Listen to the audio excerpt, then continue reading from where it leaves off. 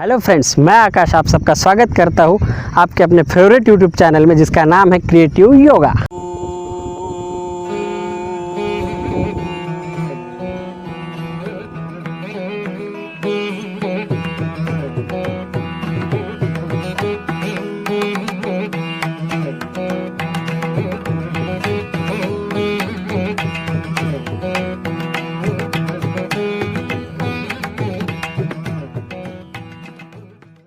पिछले वीडियो में हमने सबसे लास्ट में जो आसन किया था वो बैठक स्थिति का आसन था। बैठक स्थिति में से हमें जाना है शयन स्थिति में। शयन स्थिति यानी पीठ के बल पर लेटना है, हाथों का सहारा लेते हुए लेटेंगे। और अगला अभ्यास करेंगे हम उत्थित पाद हस्तासन का। उत्थित पाद हस्तासन के लिए पैर एक दूसरे के साथ रहेंगे, पैर जुड़े हुए, दोनों हाथ शरीर के अगल बगल में। अब धीरे धीरे सांस लेते हुए दोनों पैरों को उठाना है। याद रखें, उठाना है मतलब 90 डिग्री तक उठाना है। पैर जो है घुटने से मुड़ने नहीं चाहिए, सीधे रहेंगे बिल्कुल। फिर और सांस लेते हुए दोनों हाथों को 90 डिग्री तक ऊपर करना है और इस आसन में कम से कम 1 मिनट तक बने रहना है। 1 मिनट होने के बाद धीरे धीरे पैरों को नीचे लेंगे, हाथों को नीचे लेंगे और आराम करेंगे कुछ पल का। इस आसन का फ़ायदा ये होता है कि इंसोमेनिया यानी कि निद्रानाश जिनको है तो इस आसन से निद्रानाश की समस्या ख़त्म हो जाएगी। तो इसी सीक्वेंस में हम अगला आसन करेंगे शयन स्थिति का, जिसका नाम है पवन मुक्तासन।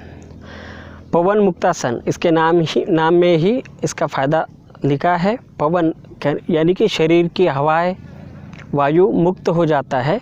शरीर की स्थिति वही रहेगी, पीठ पर लेटना है, दोनों पैर अगल बगल में एक दूसरे के जुड़े हुए। अब धीरे धीरे सांस लेते हुए एक पैर उठाना है 90 डिग्री तक, घुटने से मोड़ना है और दोनों हाथ से कसकर पकड़ेंगे और अपने पेट पर दबाना है।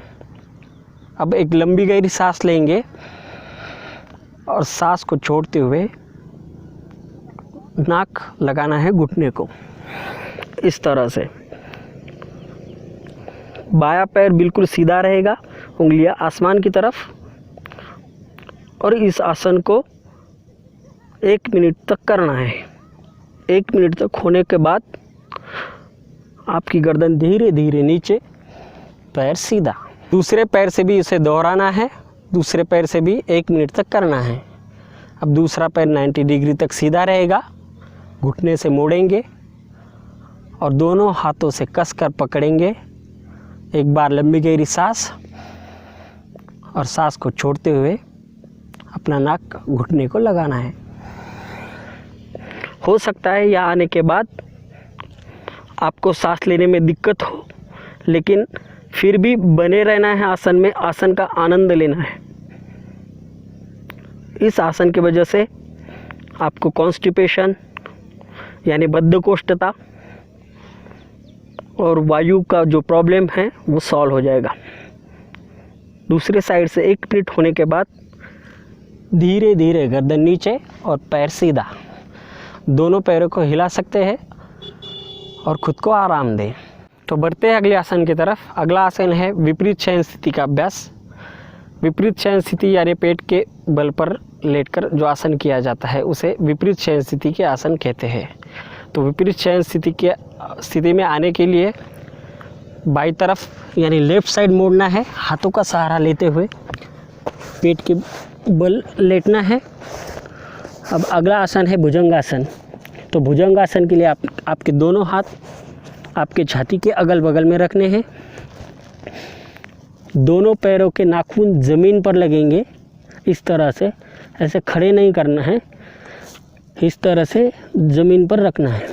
अब धीरे धीरे सांस लेते हुए दोनों हाथों के बल पर अपनी छाती को उठाना है। धीरे धीरे हाथ सीधे करने हैं और इस पोजीशन में आना है। याद रखें, इस पोजीशन में आने के बाद आपका कमर जो है ज़मीन पर रहेगा, बाकी कमर के आगे का हिस्सा उठाना है और दोनों कंधे रिलैक्स रखने हैं, एकदम एक लाइन में रखने हैं। उनको मोड़ना नहीं है। मैं एक बार करके दिखाता हूँ आपको। सांस लेते हुए ऊपर आना है, हाथ सीधे इस तरह से। मेरे दोनों कंधे ऐसे नहीं है, बिल्कुल सीधे हैं। इस आसन का अभ्यास 1 मिनट तक करना है। 1 मिनट होने के बाद धीरे धीरे नीचे आएंगे, पैरों को मोड़ना है और कमर को आराम देने के लिए लेफ़्ट और राइट इस तरह से करना है। होने के बाद थोड़ी देर रुकेंगे और अगला आसन करेंगे। तो बढ़ते हैं हम अगले आसन की तरफ। इस आसन के लिए भी पेट के बल पर लेटना है इस तरह से।